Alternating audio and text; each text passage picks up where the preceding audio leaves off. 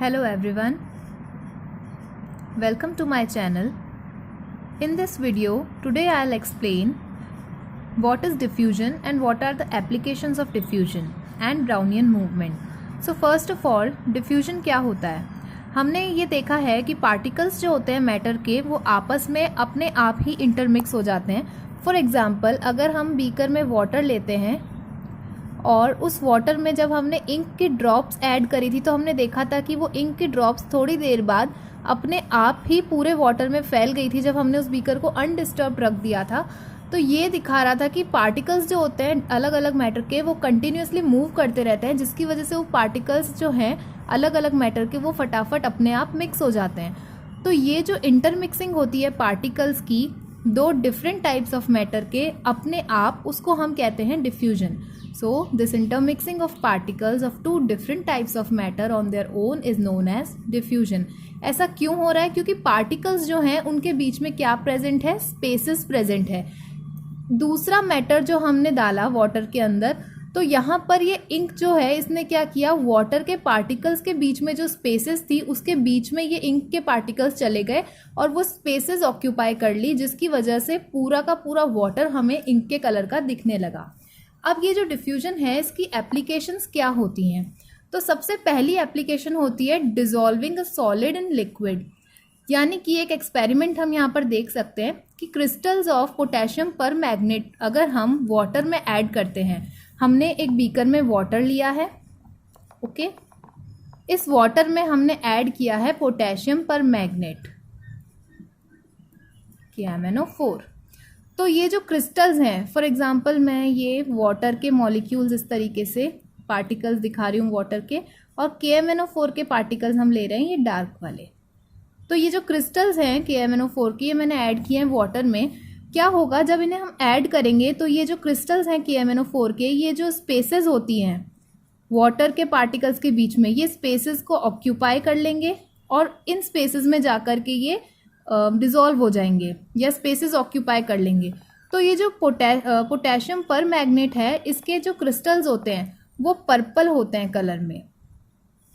जब ये पूरे वाटर के पार्टिकल्स में जितनी भी स्पेसेस हैं सबको ऑक्यूपाई कर लेंगे तो हर जगह पर्पल कलर स्प्रेड हो जाएगा, जिसकी वजह से पूरा सॉल्यूशन जो है वो पर्पल कलर का हमें दिखने लगेगा.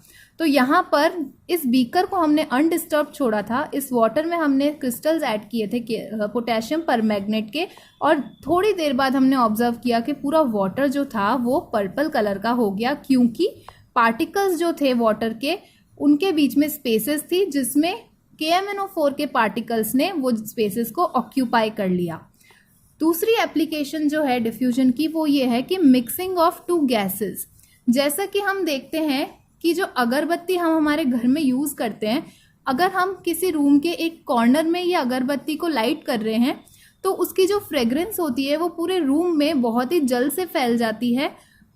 ऐसा क्यों होता है? क्योंकि जो अगरबत्ती के पार्टिकल्स हैं वो क्या करते हैं, हमारी जो एयर प्रेजेंट है रूम में, एयर के जो पार्टिकल्स हैं उनके साथ इंटरमिक्सिंग हो जाती है.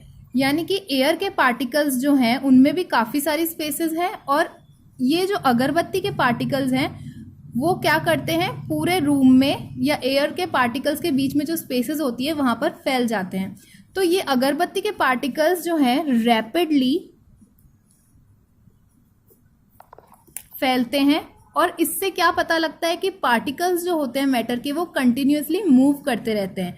ये एक कैरेक्टरिस्टिक है मैटर के पार्टिकल्स की कि वो हमेशा कंटिन्यूसली मूव करते हैं. तो यहाँ पे अगरबत्ती के पार्टिकल्स जो थे उन्होंने कंटिन्यूसली मूव किया और एयर के पार्टिकल से वो मिक्स होकर के पूरे रूम में अगरबत्ती की फ्रेग्रेंस इस तरीके से फैल जाती है. तो ये हमने डिफ्यूजन और उसकी एप्लीकेशंस डिस्कस कर ली है. अब हम बात करते हैं ब्राउनियन मोशन ऑफ पार्टिकल्स क्या होता है. ब्राउनियन मोशन जो है ये रॉबर्ट ब्राउन ने बताया था. इसको हम एक एग्जाम्पल की हेल्प से समझ सकते हैं. जैसे कि हम जब धूप में खड़े होते हैं तो धूप में हमें छोटे छोटे डस्ट पार्टिकल्स देखने को मिलते हैं. ये डस्ट पार्टिकल्स अगर हम धूप में देखते हैं तो ये कंटिन्यूसली हमें मूव करते हुए दिखते हैं, और ये इधर उधर डायरेक्शन में मूव करते हैं, किसी पर्टिकुलर एक डायरेक्शन में मूव नहीं करते हैं. तो ऐसा क्यों होता है?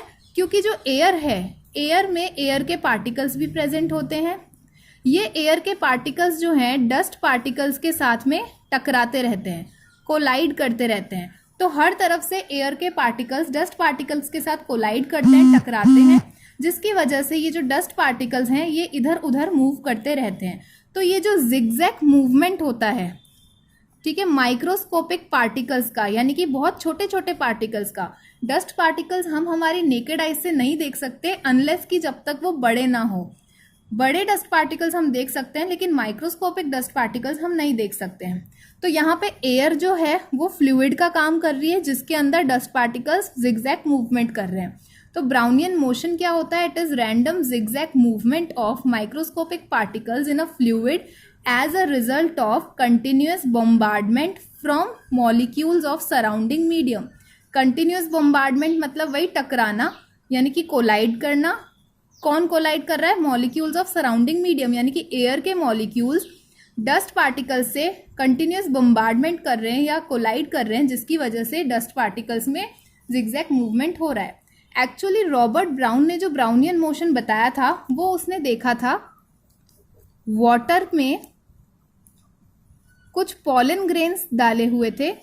तो ये जो पॉलन ग्रेन्स थे ये इस वाटर में मूव कर रहे थे अपने आप। ये बीकर अनडिस्टर्ब पड़ा था। तो ये पॉलन ग्रेन्स का जिगजैग मूवमेंट जो दिख रहा था उनको, वो किस वजह से था? क्योंकि वाटर के जो पार्टिकल्स होते हैं वो भी कंटिन्यूसली मूव करते हैं, तो वो जाकर के टकराते हैं पॉलन ग्रेन्स से, और जिसकी वजह से ये पॉलन ग्रेन्स भी जिगजैग मूवमेंट करते हैं। तो this was the Brownian motion. तो आज के इस वीडियो में हमने diffusion, applications of diffusion and Brownian motion discuss किया है। आगे के वीडियोस देखने के लिए आप प्लीज़ मेरे चैनल को लाइक एंड सब्सक्राइब करें। Thank you.